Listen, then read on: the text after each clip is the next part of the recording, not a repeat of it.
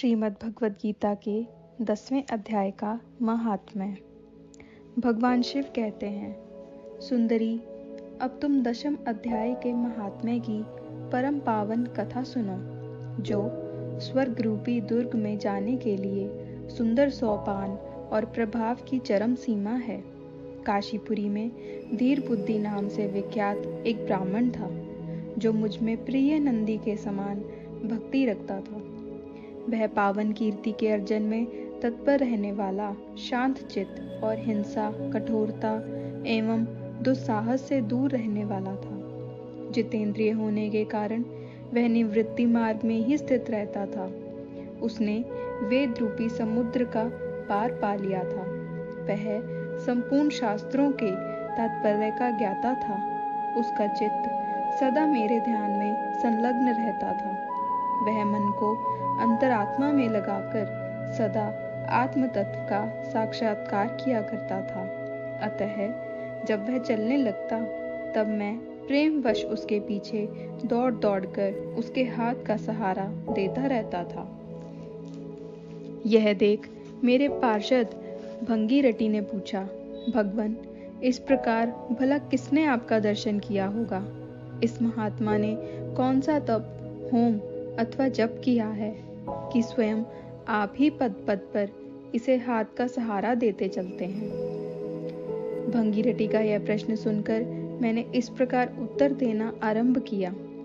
एक समय की बात है, कैलाश पर्वत के मार्ग में पुत्राग वन के भीतर चंद्रमा की भंगीरटी का यह प्रश्न सुनकर मैंने इस प्रकार उत्तर देना आरंभ किया। एक समय की बात है, कैलाश पर्वत के पार्श्व भाग में पुत्राग वन के भीतर चंद्रमा की अमृतमय किरणों से धुली हुई भूमि में एक वेदी का आश्रय लेकर मैं बैठा हुआ था। मेरे बैठने के क्षण भर बाद ही सहसा बड़े जोर की आंधी उठी। वहां के वृक्षों की शाखाएं नीचे ऊपर होकर आपस में टकराने लगी। कितनी ही टहनियां टूट टूट कर बिखर गई। पर्वत की अविचल छाया भी हिलने लगी। इसके बाद वहां महाभयंकर शब्द हुआ, जिससे पर्वत की कंदराएं प्रतिध्वनित हो उठी।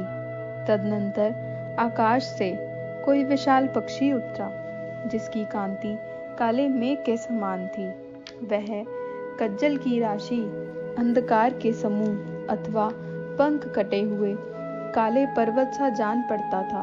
पैरों से पृथ्वी का सहारा लेकर उस पक्षी ने मुझे प्रणाम किया और एक सुंदर नवीन कमल मेरे चरणों में रखकर स्पष्ट वाणी में स्तुति करनी आरंभ की। पक्षी बोला, देव, आपकी जय हो। आप चिदानंदमयी सुधा के सागर तथा जगत के पालक हैं। सदावन से युक्त एवं अनासक्ति की लहरों से उल्लासित रहते हैं। आपके वैभव का कहीं अंत नहीं है। आपकी जय हो। अद्वैत वासने परिपूर्ण बुद्धि के द्वारा आप त्रिविध मलों से रहित हैं। आप जितेंद्रिय भक्तों के अधीन रहते हैं तथा ध्यान में आपके स्वरूप का साक्षात्कार होता है। आप अविद्यामय उपाधि से रहित, नित्य मुक्त, निराकार, निरामय, असीम, अहंकार शून्य, आवरण रहित और निर्गुण है। आपके चरण कमल शरणागत भक्तों की रक्षा करने में प्रवीण है। अपने भयंकर ललाट रूपी महासर्प की विश्व ज्वाला से आपने कामदेव को भस्म किया है। आपकी जय हो। आप प्रत्यक्ष आदि प्रमाणों से दूर होते हुए भी प्रमाण स्वरूप हैं। आपको बार बार नमस्कार है। चैतन्य के स्वामी तथा त्रिभुवन रूपधारी आपको प्रणाम है। मैं श्रेष्ठ योगियों द्वारा चुंबित आपके उन चरण कमलों की वंदना करता हूँ, जो अपार भव पाप के समुद्र से पार उतारने में अद्भुत शक्तिशाली हैं।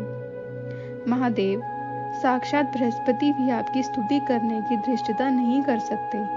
सहस्त्र मुखों वाले नागराज शेष में भी इतनी चातुरी नहीं है कि वे आपके गुणों का वर्णन कर सकें। फिर मेरे जैसे छोटी बुद्धि वाले पक्षी की तो बिसात ही क्या है।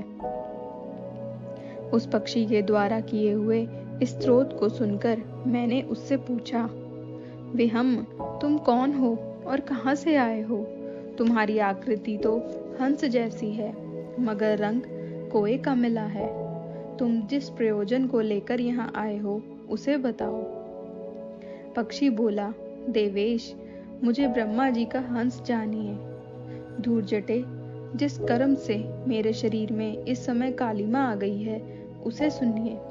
प्रभु, यद्यपि आप सर्वज्ञ हैं, अतः आपसे कोई बात छिपी नहीं है, तथापि यदि आप पूछते हैं तो बतलाता हूँ। सौराष्ट्र सूरत नगर के पास एक सुंदर सरोवर है जिसमें कमल लहलहाते हैं। उसी में से बाल चंद्रमा के टुकड़े जैसे श्वेत मृणालों के ग्रास लेकर मैं बड़ी तीव्र गति से आकाश में उड़ रहा था। उड़ते उड़ते सहसा वहां से पृथ्वी पर गिर पड़ा।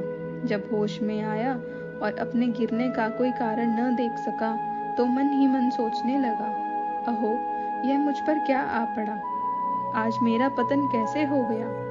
पके हुए कपूर के समान मेरे श्वेत शरीर में यह कालिमा कैसे आ गई? इस प्रकार विस्मित होकर मैं अभी विचार ही कर रहा था कि उस पोखर के कमलों में से मुझे ऐसी वाणी सुनाई दी, हंस, उठो, मैं तुम्हारे गिरने और काले होने का कारण बताती हूँ। तब मैं उठकर सरोवर के बीच में गया और वहां 5 कमलों से युक्त एक सुंदर कमलिनी को देखा। उसको प्रणाम करके मैंने प्रदक्षिणा की और अपने पतन का सारा कारण पूछा। कमलिनी बोली, कल हंस, तुम आकाश मार्ग से मुझे लांग कर गए हो। उसी पातक के परिणामवश तुम्हें पृथ्वी पर गिरना पड़ा है तथा उसी के कारण तुम्हारे शरीर में कालिमा दिखाई देती है। तुम्हें गिरा देख मेरे हृदय में दया भर आई और जब मैं इस मध्यम कमल के द्वारा बोलने लगी हूँ उस समय मेरे मुख से निकली हुई सुगंध को सूंघकर 60,000 भंवरे स्वर्गलोक को प्राप्त हो गए हैं। पक्षीराज, जिस कारण मुझ में इतना वैभव, ऐसा प्रभाव आया है, उसे बतलाती हूँ। सुनो, इस जन्म से पहले तीसरे जन्म में मैं इस पृथ्वी पर एक ब्राह्मण की कन्या के रूप में उत्पन्न हुई। उस समय मेरा नाम सरोजवदना था। मैं गुरुजनों की सेवा करती हुई सदा एकमात्र पातिव्रत के पालन में तत्पर रहती थी। एक दिन की बात है, मैं एक मैना को पढ़ा रही थी। इससे पति सेवा में कुछ विलंब हो गया। इससे पति देवता कुपित हो गए और उन्होंने शाप दिया, पापिनी, तू मैना हो जा। मरने के बाद यद्यपि मैं मैना ही हुई, तथापि पातिव्रत्य के प्रसाद से मुनियों के ही घर में मुझे आश्रय मिला। किसी मुनि कन्या के मेरा पालन पोषण किया। मैं जिनके घर में थी वे ब्राह्मण प्रतिदिन प्रातःकाल विभूति योग नाम से प्रसिद्ध गीता के 10वें अध्याय का पाठ करते थे और मैं उस पापहारी अध्याय को सुना करती थी। वे हम काल आने पर मैं मैना का शरीर छोड़कर 10वें अध्याय के महात्म्य से स्वर्गलोक में अप्सरा हुई। मेरा नाम पद्मावती हुआ और मैं पद्मा की प्यारी सखी हो गई।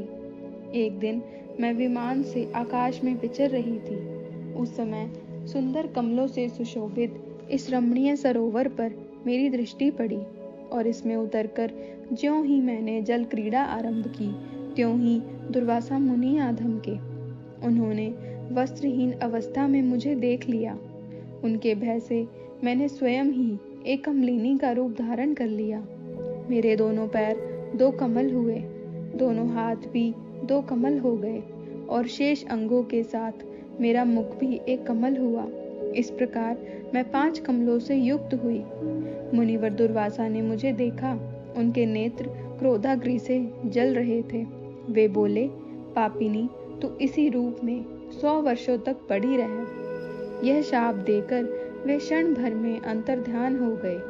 कमलिनी होने पर भी विभूति योग अध्याय के महात्म्य से मेरी वाणी लुप्त नहीं हुई है। मुझे लांघने मात्र के अपराध से तुम पृथ्वी पर गिरे हो। पक्षीराज, यहाँ खड़े हुए तुम्हारे सामने ही आज मेरे शाप की निवृत्ति हो रही है, क्योंकि आज 100 वर्ष पूरे हो गए। मेरे द्वारा गाए जाते हुए उस उत्तम अध्याय को तुम भी सुन लो।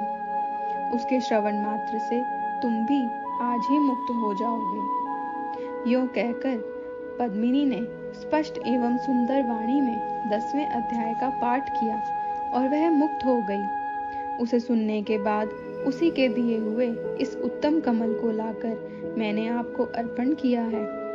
इतनी कथा सुनकर उस पक्षी ने अपना शरीर त्याग दिया। यह एक अद्भुत सी घटना हुई। वही पक्षी अब 10वें अध्याय के प्रभाव से ब्राह्मण कुल में उत्पन्न हुआ है। जन्म से ही अभ्यास होने के कारण शैशवावस्था से ही इसके मुख से सदा गीता के 10वें अध्याय का उच्चारण हुआ करता है। 10वें अध्याय के अर्थ चिंतन का यही परिणाम हुआ है कि यह सब भूतों में स्थित शंख चक्रधारी भगवान विष्णु का सदा ही दर्शन करता रहता है। इसकी स्नेहपूर्ण दृष्टि जब कभी किसी देहधारी के शरीर पर पड़ जाती है, तब वह चाहे शराबी और ब्रह्म हत्यारा ही क्यों न हो, मुक्त हो जाता है। तथा पूर्व जन्म में अभ्यास किए हुए 10वें अध्याय के महात्म्य से इसको दुर्लभ तत्व ज्ञान प्राप्त है तथा इसने जीवन मुक्ति भी पाली है।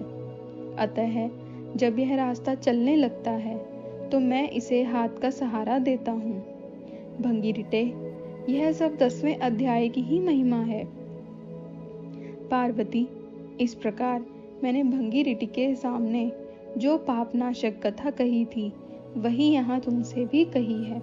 नर हो या नारी अथवा कोई भी क्यों न हो, इस 10वें अध्याय के श्रवण मात्र से उसे सब आश्रमों के पालन का फल प्राप्त होता है।